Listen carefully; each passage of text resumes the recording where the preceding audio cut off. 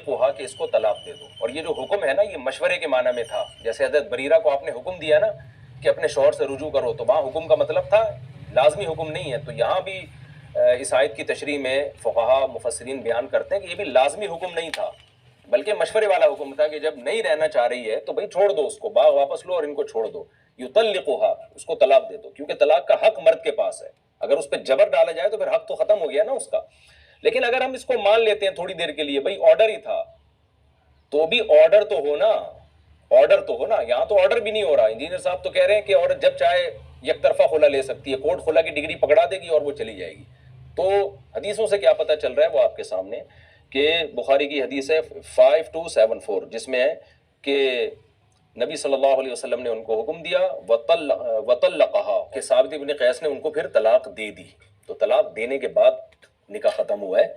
ये एक तरफा खुला नहीं था कि जिसमें शौहर की मर्जी शामिल ना हो और शौहर से पूछा ही ना जाए कि आप भी रखना चाहते हैं या आप छोड़ना चाहते हैं। अच्छा, इसमें 3 किस्म के अल्फाज हैं हदीस में। बाज़ रिवायत में खल्ली सबीलहा, कि नबी ने उनकी शौहर से कहा इनको छोड़ दो। तो खल्ली सबीला अरबी में इस्तेमाल होता है ना, खल्ली खल्ली, तो खल्ली का मतलब यही होता है छोड़ दो।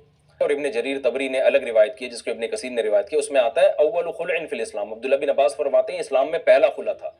तो पहला खुला ही इस तरीके से हो रहा है कि नबी हुक्म दे रहे हैं शौहर को कि आप इनको छोड़ दो।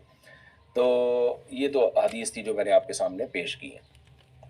और इसमें आपको पता चल गया कि इंजीनियर साहब ने हदीस बयान करने में भी हमेशा की तरह, जैसे कि उनका मामूल है, यहाँ भी डंडी मारी है।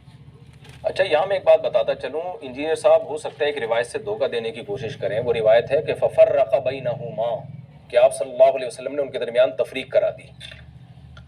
तो यहाँ हो सकता है इंजीनियर साहब धोखा देके नबी ने कराई है। तो खूब समझ लें तफरीक का मतलब क्या होता है।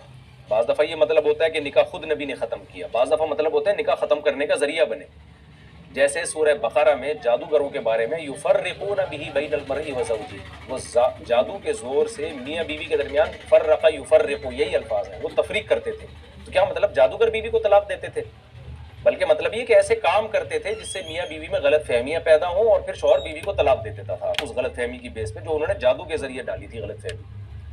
तो यहाँ भी मतलब ये नहीं है कि फ़फ़र्रक़ बैनहुमा, नबी ने खुद तफरीक की है, क्योंकि बुखारी की हदीस से हमें पता चल रहा है कि तफरीक कैसे की है।